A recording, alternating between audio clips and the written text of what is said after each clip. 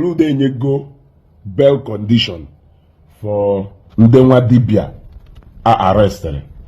Akwa Onyeze Jesus, Eke Hit, onyego bail condition.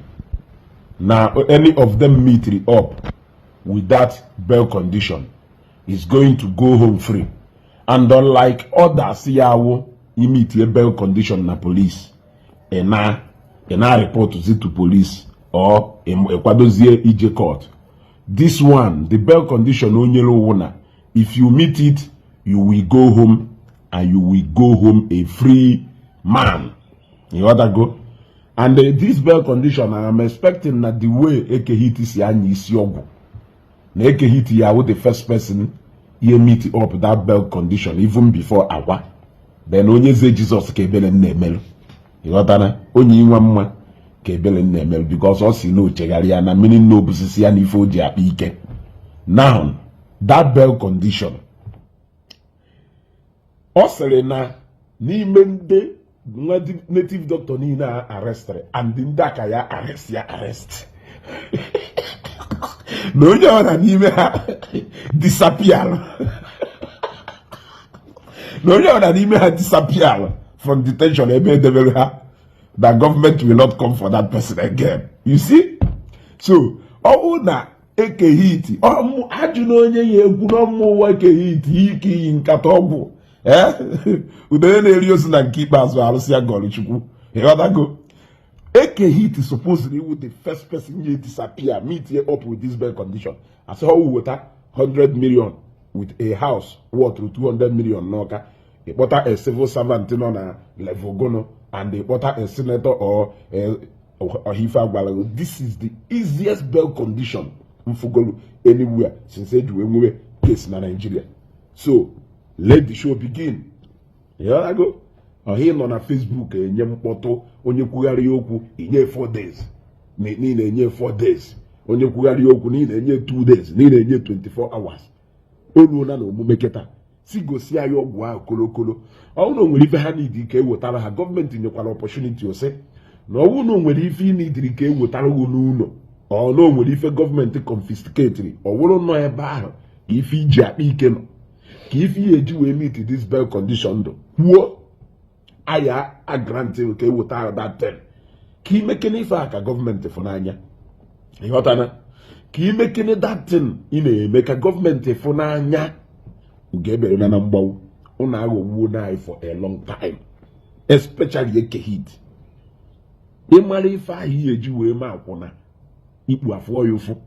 Imali ogwu ahi idebelu eji we me nwanyi.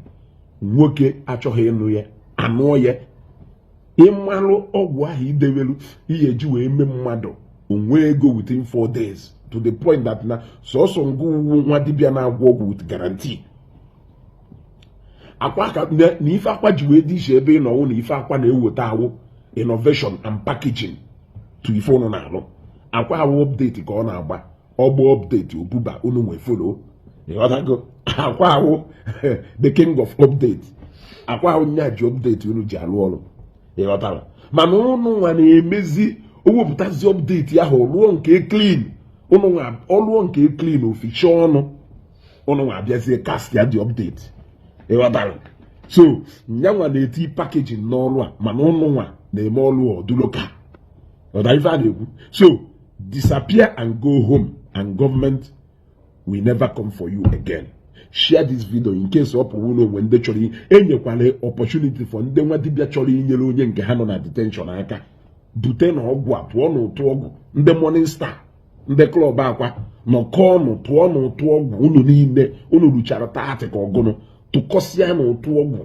Ụtụ ọgwụ ahụ unu tụrụ the north ime Akwa udisapia na detention apịa be. Fact ọ apịa godo n'ihu and o kwuru na onye jiki ebe ji ndị awụ Inspector General of Police. So na onye ọwụna disappear pụọ ka ngụpụtakwa ya agụpụta ka ọ ghara ịdụ ka ọmụmụ na-ekwu kele ebe ọdụ. Ọ sịrị, we have arrested a lot of juji men. Anyone that disappears from detention will not be rearrested. The keys to the cells are with the Commissioner of Police, CP, Governor Soludo. You know that go? So anybody that disappears will not be rearrested again. Gaskia. So let the show begin. The Morning Star Club. Now, not one the native doctor 10 or 20 or 30 join Olaka.